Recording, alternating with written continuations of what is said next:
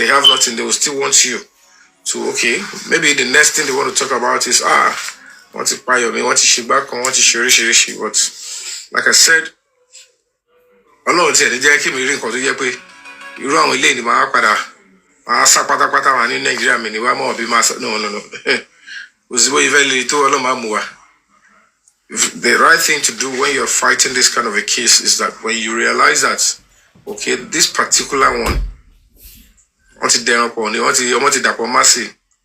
forget that this kind of a struggle we are into, even the people that are screaming justice for Mohbad alongside us, they are also the one.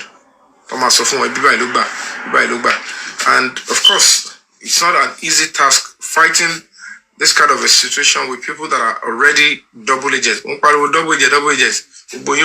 Though justice for Mohbad is coming. I am saying justice for Mohbad is coming. But you know, they will tell you so many lies just because they think like, oh, he has gone there, he has satisfied the fact that I don't live in UK. I have never lived abroad. Simba Yeras UK, maybe because it's strategic and part of a struggle. Only an unwise person thinking that too extraordinary when you buy, you're deceiving yourself. But that being said, it doesn't mean that every activist is not always having it at the back of their mind. Just like soldiers and police officers, they know in the course of their job anything could happen. So the same thing with activists, but certainly it is very important that you send your request. It's very important that Fire Force. So maybe more people are just saying, some people are saying so many things here. I've been so busy with so many things I couldn't hear what everybody is saying. So that way, as a way, she me come send the video see your money, and they are making a stuff about it. She won't already me airport in it. She won't already me the plane. She, you know, people just, I don't know how these people operate. Maybe they just think justice fighting is about gossip, talking. I want me to help you. I will about my me in there go. Say you around your baby collect that shoe in family. Some things could say hard up. Come back London, could get put on good Ivory Coast, good get Canada. Somebody poke your mommy to my feel buffalo that's all. Omolomo. I'm good at it machine by already at the back down. I just can't shake a form way. Ole no call feel it. So can one for my head in Bill Ledon. Somebody the way Poma one bay. If you can go deep, I can't go deep because to go deep means I must focus here and not even pay attention to where my son is. Because oh, the image. Just and you want to go after it and bring it out. You must focus fully, and you must not be willing. Even here, go borrow down. To bat it down, you will lose it here. I compete. Actually, zone 2. Mo case zone 2 lolowo. Want to be Adura, want to be Damola, want to be King White. Okay, the next person, okay, he should come and throw light to what Adura said. Only Baba Mohbad. While I was there, early in the morning, Moti charge you on debe. But mo confess you no. Odo case Larry Omodia. Alagbon. Ki to dey father want to show possible. Bi dey oba live today. Koko dey transfer case lo mi lowo. Èmi ni complainant. Èmi lo ma ko sọ fún pé case a gbé lọ sí panti. But pé mo ko lọ tún dá sí. And when you look at it at the end of the day, gbogbo àwọn kini Larry kini kan yẹn. Experience too ni. Experience is the consequence, but you know that those ones talk on Ganosi case. You begin to see them that not send the video see. Defraud. You claim you're an NGO and you throw yourself into the matter. I've tried from beginning, I never gave him attention. He keep pushing himself into the way, and he said, see me, I want to buy. And all because at every touching by any way. And they did it, and they left the man alone. Remnant, but mo kúrò ní zone 2. On a very good day, Baba Mohbad ṣe dé láàárọ̀ yẹn. I want to see what they will drill him, do everything. I want to ask questions too. Mo fèsì alágbọ̀lọ̀. Kí n tó dé padà. Láti àárọ̀ tí mo ti lọ, mo dé padà bí almost be 5-6 o'clock. I've been there about. One of the case, until I conclude. When they called me, I was not there. Until the case padà lọ sí pants. If I was there, meaning complainant, I should complain. But if you trust the panty more, if you beg your you would have to speak to me, the complainant. You have to speak to me, the complainant, which is a standard practice. Remember to complainant, I complainant now. And it could one day complainant Yobi was there. They don't have to know I have a case in Alagbona. Because Kokon, to buy that mo ti mo ni kiti ignore. Hello, Nisayomi. Hello, how are you doing? So all these things, Emma Google, ngba to ṣẹlẹ̀ njosi, ngba to rí mi pa, ni mo padà wá tí mo bá dé level tade yìí o. Ni mo bá dé bi tade yìí o. Àwọn tó ṣe ẹnu yánmọ yẹn, wọ́n tó ṣe gbẹ, ó sì ń tó sọ ngba yẹn. Ohun tí wọ́n lè sọ ní pé ṣé orúkọ Mohbad mo fi ń gba visa wọ́bí ni. Mi ìmọ̀dún tí Mohbad tó ṣẹ̀ṣẹ̀ wá sí UK o. Mo mọ̀ pé ó kéré jù wá ìyọ bí 15 years kúrò tí mo ti wá sí orí kó tó lálàá kó ń tẹ̀fẹ́ rí visa UK. So àwọn àrífín yẹn ẹ mọ bẹ ṣe mọ torí ẹ access social media or you want to be like you were smart. You are not intelligent. You're only acting clever with the nonsense of you are speaking on your pages, trying to downplay whatever it is. Any reasonable person, even any society, America got to evacuate our crew. All America should leave the social place, social time. And then they will be able to say, okay, they know the ones that they will retain are probably militia. I'll totally face it. You'll be soft targets. Why will I be at such war front and I'm living behind my soft targets? And if I go deep, can get justice that it is sumo. Because at the end of the day, one thing will lead to another. That extension of video will eventually come out. So some few police officers have seen it. Some individuals have seen it. It is crystal clear that even 80% of those in the house, they have the video. Ṣé ìwà ni ó wá bùmọ̀? Ìyẹn ò bùmọ̀ náà. Ṣùgbọ́n tó bá túlẹ̀, àwọn tó wà ń ta, àwọn tó jẹ́ bí àwọn people tí ọ̀rọ̀ yẹn máa padà jálé lórí. They know that I have a soft target in the person that I bí wọn papọ̀. They know they can access. They know what they are planning. They know what they've planned. Ojú yín bí ni mo ti pariwo síta pé they did not only threaten the life of the neighbor Mohbad.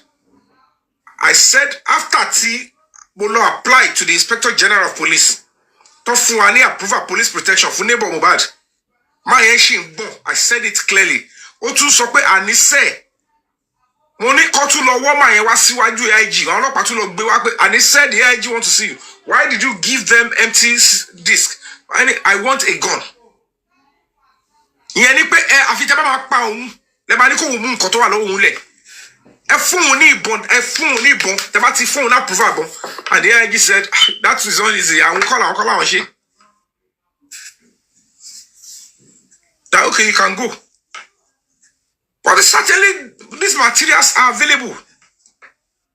Look at the other girl.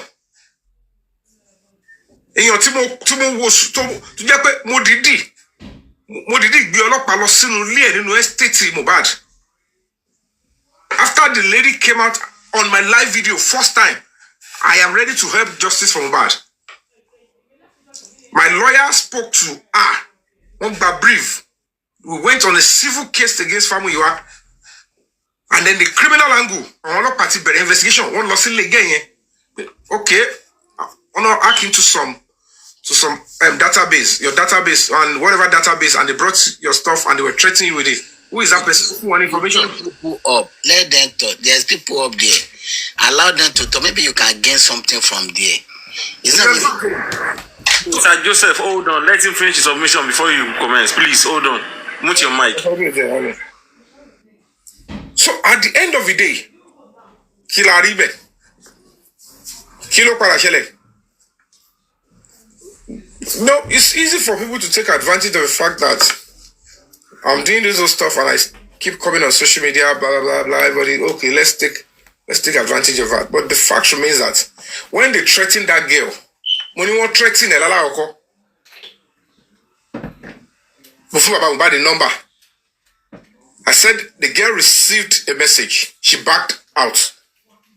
All these terrible people said I was lying. The second time, the girl was threatened directly. I didn't speak anything to anybody here. I reported to the police. Police went into that Mohbad estate.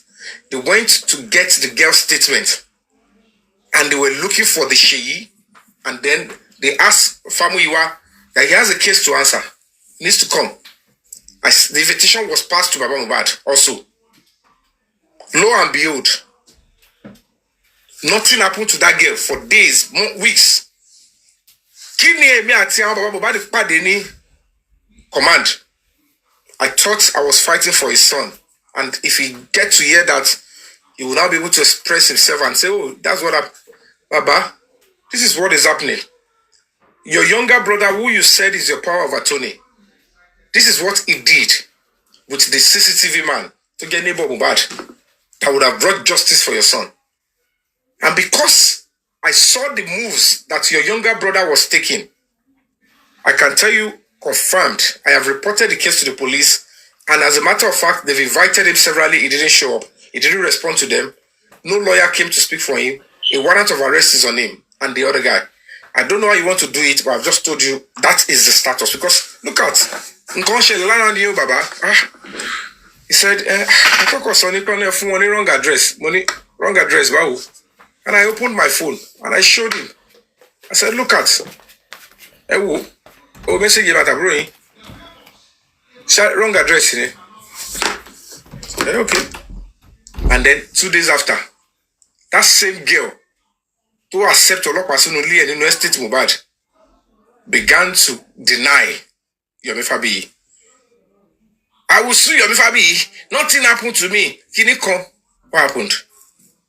Why did it change? Why the sudden change? So all these things, people don't forget that my son lives in Ikorodu with them.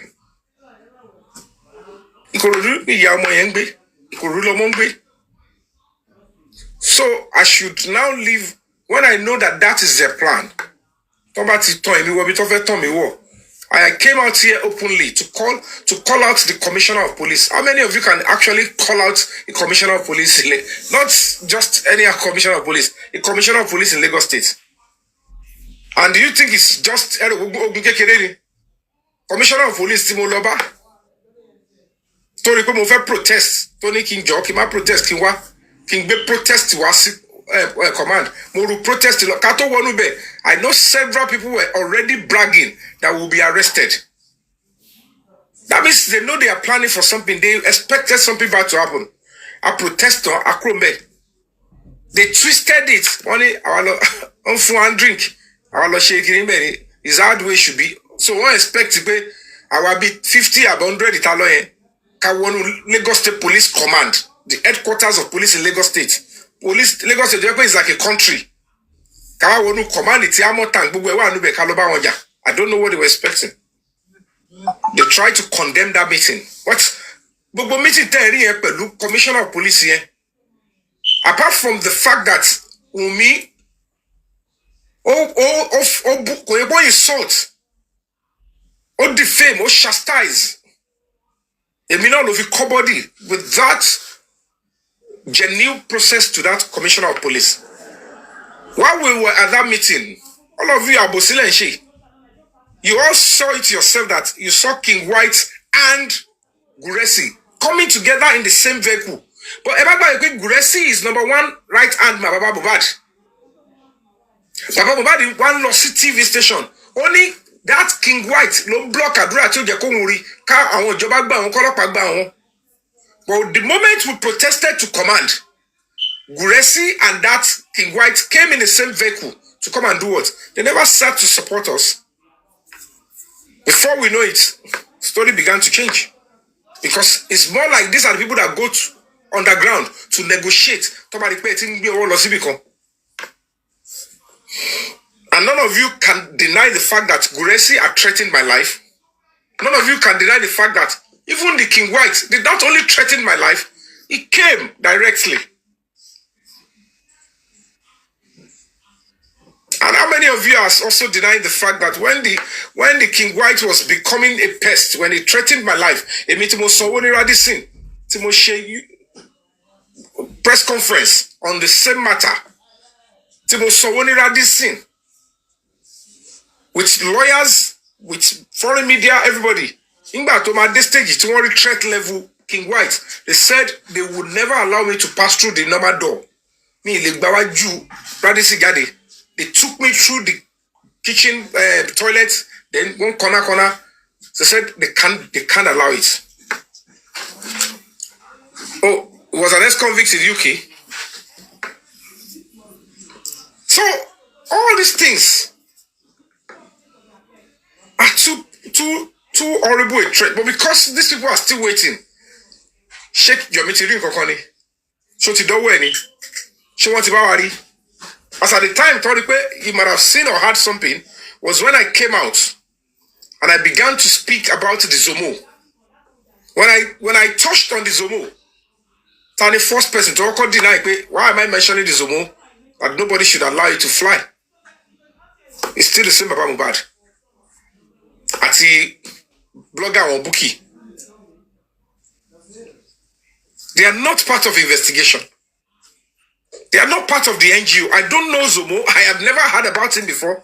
If not because investigation time she long But ask yourselves. Tiru baba to le bota loru. To castigate Ruawa. Even if he doesn't like me. The fact that he believed that Justice Timowa and just then suddenly we mentioned a name came out. Don't forget, all of you are not forgetting something. Zomo never attacked me up until now. He never said, I'm going to go to court against you. He never did anything because he knows that any attempt to draw himself in, they get him at Bino. None of you have asked the question.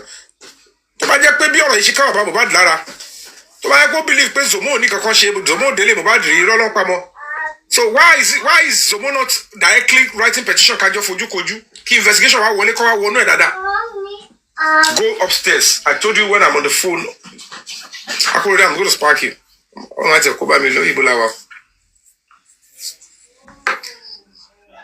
So people, you see things.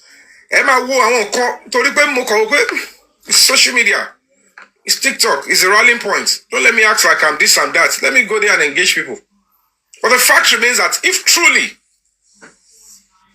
as a daruko Zomo, to describe Zomo, to Jade, Siba Mohbad feel funny that kind of defense. Look at the excuse. The question is, have you even taken your time as the father? Mr. Yomi, I'm not being Zomo te daruko ye. She only kokoterini because mo Zomori. And for almost 2 years, nobody's mentioned the guy's name. Tell him feel darukwe. But he never even waited. He went straight to say, I want to for your meta. Excuse me.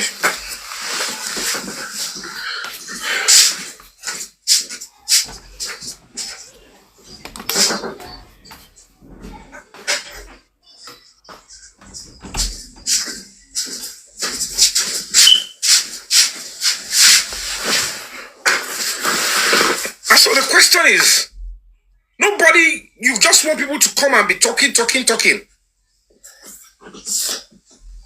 I was expecting, it's a huge risk. Because the Zomo will come out. I'm expecting him to say, let me petition against you or let me do something. When I keep saying that, to get justice for Mohbad, I would naturally need to throw myself in harm's way to draw these people out. Ṣebí mi retí pé kí Wunmi yẹn náà kó tiẹ̀ dẹ́mọ́ kó má lọ pé ó fẹ́ lọ ṣèkà fún mi lẹ́yìn kó rò pé kì í Amẹ́ríkà tiẹ̀ gbà fa case kájọ wọ́ra wa wọ̀.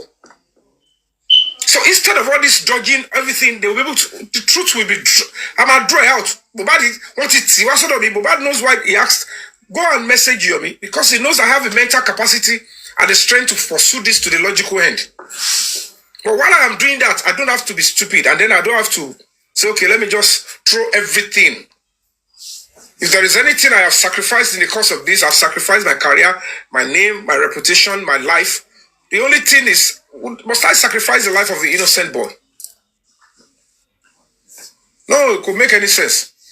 And when I left the other time, it was because there was no option. Me, certain that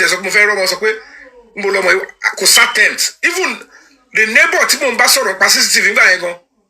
my conscience was telling me I have put somebody's life in jeopardy. But people, you don't understand. I cried because I knew I might have put the man's life in danger, and which eventually it did happen. My head can't see me, oh, so me don't die. You offend me, Lord, honor Alibabo. Don't you know? And then you need the only thing the man wanted to do is to obey the judge. She been con lifting, Connie. And I lift. But I know what the man told me he has. Àwọn ọlọ́pàá mọ ohun tó wà nínú fídíò yẹn. They know. Àwọn tó rí wọn mọ̀. If I am stupid, are you stupid as well? So you cannot decipher the fact that for police, that is why they are not going to treat the confession and the video 30 seconds. At this stage, don't you know I am fighting against the power that be? Kotole move a whole police command. If you don't see it back in here, but as a Mr. Yomi, you are going to sue.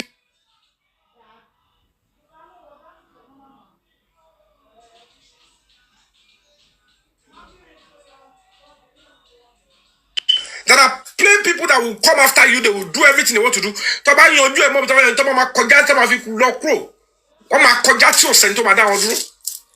That is the level of risk involved when you say you want to continue to fight the powers that be, and you say, don't forget, the battle was with the former commissioner of police. And I'm already engaging the next commissioner of police. How many commissioner of police that want to change in the course of this Justice Mohbad and the 3 seconds video? Go to the Kpãiii. Because I'm not going to back down.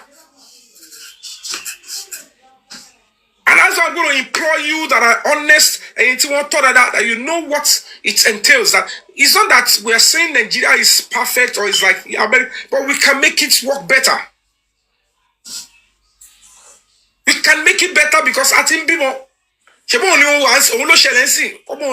because naturally make attempt.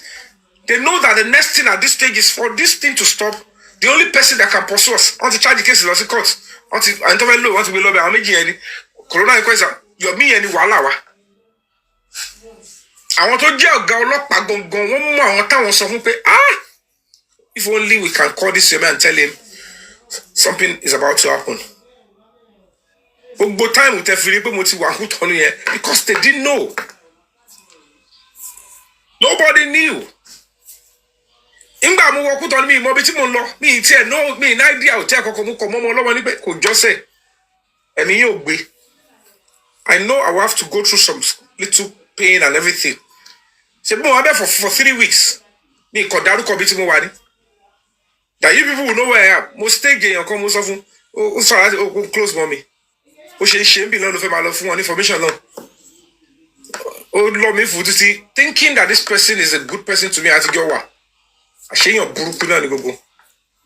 the spirit says, don't tell her, just tell her, but anyone more in Ghana. The next thing, I go live, comment section, me, fake account, stop lying, you're in Ghana. Look at this one. And you are the only person I told. Only person to ever mention, I am in Ghana. It's only this lady. You can be not the one.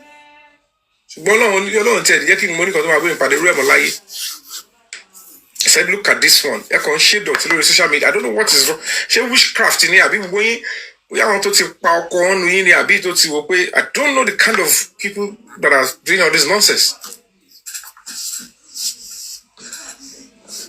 Oh, can you imagine? Mr. Yomi, please allow me to interrupt 1 second. I'm sorry to say this. Go ahead, my brother. People that we actually trust, we tell them, we believe that we can actually trust them. That's the reason why we tell them this, that. How come they are the ones that always betray? It is still a mystery to me that I don't understand. Because before we actually can trust someone, I think there is a level that we have, I don't understand. Yes, there are people that we can trust. But imagine what he just said now.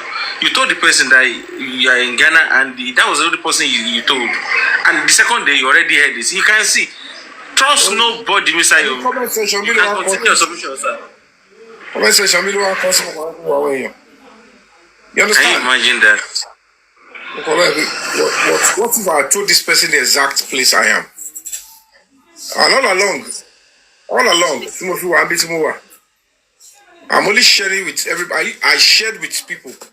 When you go movie Bokwe, I'm out of Nigeria. And that is why they were gallivanting. All about to win. All the way in town of Desi or the commissioner of police here, he didn't decide the logic in crew. It's because they don't know. If you know they have play along, they thought staging that petition with Adura and asking me to come in. Mo on to fe mo follow babura tí bá wọlé síbẹ̀ kò ṣe pé fi lẹ́nu wọn lè rí gbogbo ogun tó fẹ́ ṣe plan wọn ni wọ́n dẹ̀ máa gbọ́ báyìí wọ́n wò pé báwo ni mo ṣe mọ̀. When you go in, they will keep me as a suspect. Since Otigbe King White lọ sí court, àwọn náà bá gbé lọ court. Complainant to bá débẹ̀ tó bá right or wrong, I gbé lọ court. Oh yeah, Mr. Come and sit down here. Come and sit down here. Ó ti nu tó ti fi padà. Ṣùgbọ́n tí bá jókòó lé nǹkan kò ní ṣẹlẹ̀. Ara wọn ní come àti padà down. And they know when there is a likelihood that may not work. What we go then we will detain him. When we detain him, nígbà tó bá gún ẹ lábẹ́rẹ́ tó sùn lọ, tó fi ògùn gbá ẹ pé eléyìí tó bá ṣe eléyìí máa ṣe, tó bá dárò tó bá jí, they will say okay, we should release you. We say we'll call you later. We will report on social day. But the intention is to bá ti lọ, ẹ jẹ́ lọ kú sílé, why go kú síbí o? You know it's a celebration. And that is gbogbo àwọn tó ọlọ́pàá tó wà ní command yìí àti gbogbo àwọn tó ń ṣe, they are not in support of the nonsense they are even doing. They are not all of them are in support. Because when you are a popular person, you're a celebrity, kò sí bó ṣe fẹ́ rí tó bá jẹ́ pé kàn ní àwọn ọ̀rọ̀ pé nígbà tí ó ṣe pé gbogbo ayapọ̀ dànù ìtòrí àṣìṣe ọlọ́pàá irú iṣẹ́ wo lélẹ̀. This guy is doing what is right. Ṣé wọ̀ ọ̀yá ìgan ló yẹ kó wá máa fẹ́ jọ Yomi Fabiyi sùn bí? Ọkọ̀ máa pe lára wa kí ẹ̀ máa ṣe ká máa ṣe kan. And at the end of the day, tọ́ta mi ò bá kú sínú sẹ́ẹ̀lì yẹn tí n bá ta tó ti mo bọ́ta wọ́n máa rí pé yes, now we confirm. It's like something is what is protecting this guy. But let's try the sun. So I'm steps ahead of them. Moshe Wokwe, Kinto boss DCB. Let me just go there. And God did it. God did it. Found my way to this place. Me bought a toro. Though I have to go through the cheapest route. Because from Kutonu, Ivory plane go out the Ivory Coast, or the Turkey, or the UK. To bá jẹ́bi tó wà ní, ṣebí I will just book a direct flight.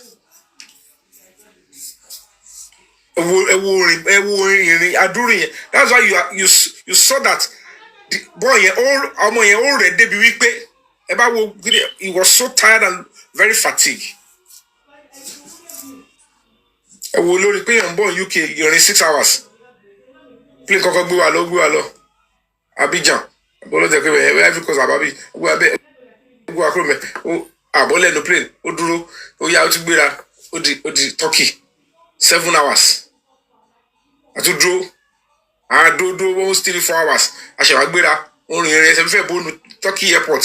A ṣe wá gbéra. O di UK. A ṣe lọ another 4 hours. Ọmọ tó jẹ́ pé first time.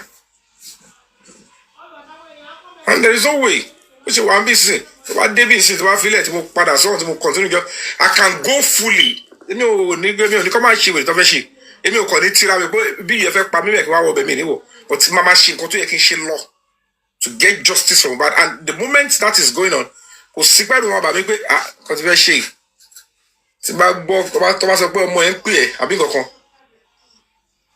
then I will want to slow down.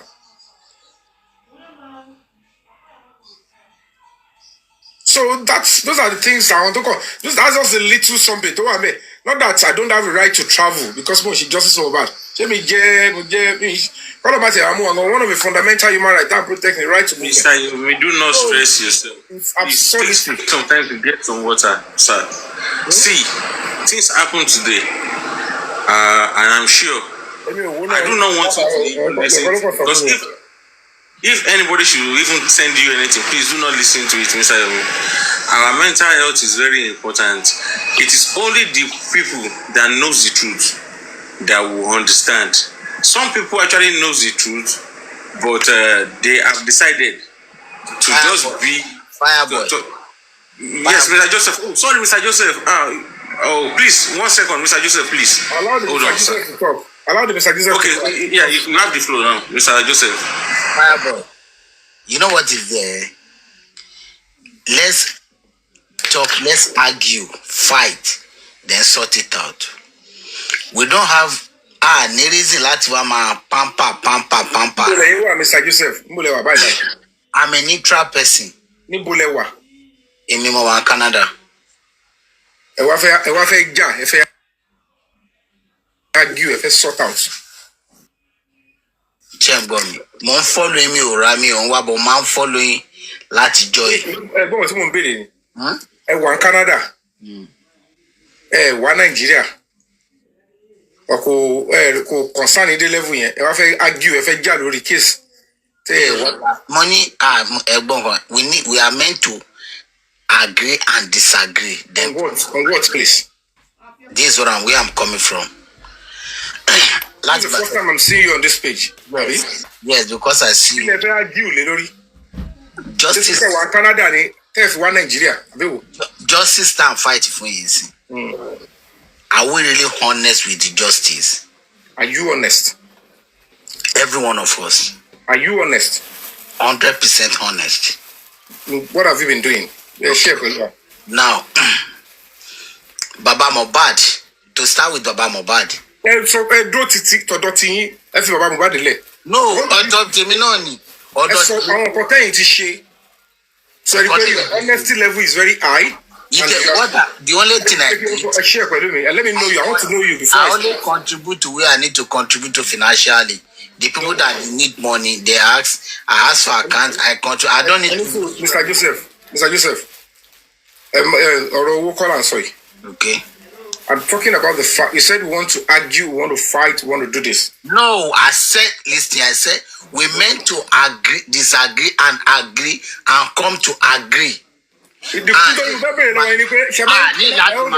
Joseph, Shaman contributes to Amnesty International. I do. Shaman country director, Ed want to argue, disagree, and advocacies one. A lot. Platform wo lẹ ti ṣe. I'm a drag anywhere any my drag my suffering. How do you go about it? But currently now I'm with you now. I'm seeing you for the first time and you have to tell me because argue my activities that you play and everybody keeps saying I don't want to talk to Mr. Joseph. Respect yourself and just shoot straight. What do you really want to say, please? He told his son anyway, you want to come and fight, argue, I don't know. Because on a very good day. Mr. Everyone 2 minutes, I go submission one. Oh, fire for I go submission. Everybody does not deserve. Let me tell you, Tunisco. Yes, I go to the school. Because that deserves a seat at your table. Do you understand? That's why I'm surprised if you told them.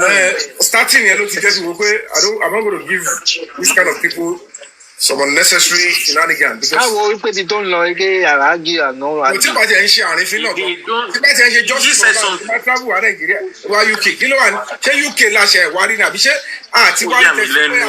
And he said something. Wọ́n fi tó wá ná báyìí dọ́ àná àjù. Kí ló fẹ́ ájè lórí gangan sọ̀rọ̀ àbá Mohbad ní àbúrò? Nítorí pé kí n tó lọ mi ò ṣeun tó yẹ kí n ṣe. Àwọn ọlọ́tì mi wà nígbà yẹn, àwọn ọlọ́tì mi wà lẹ́gbẹ̀ẹ́ orí èdè mo ti wó. Gbogbo nǹkan tó ń sọ. No, and you know, MOB, the point is this, like I said, a lot of people are enjoying the anonymity of social media. And mo máa ń pè nìkan ẹ̀ kí ń gbọ́. Kò ṣe pé tí wèrè bá ń rìn lẹ́gbẹ̀ẹ́ yín lójú títì, ẹ bá ní kílé tó ṣe ń rìn, àbí kílé tó ṣe ń display. Ìwọ ló ní, tó bá ti dúró, tó bá ti pé àwọn wèrè ní ẹni kílé tó ṣe bẹ́ẹ̀, ẹ ti jọ wà same level. Because at the end of the day, whether I traveled or I didn't travel, kò sí ohun tí ó yẹ ká ṣe tí àti ṣe. And even as it is, even the people that are going to be talking now, I want not only, if it's a day, nobody should support anybody for anything again. And you know, the malade gun, and you know, the malade ogun. And you can come and support anybody, support anybody more, and she go come on. And you know, that you can checking what I can't tell you, Nigeria, I won't make it a crumbe. It's a shared travel. Meanwhile, they still cannot understand that. Even traveling with my son out, I want to go on the other side. Wọ́n ti plan lọ́mọ nǹkan tó ti bá wọn. Àwọn ọmọ tí yóò sí danger because bọ́tà kúrò lórí social media.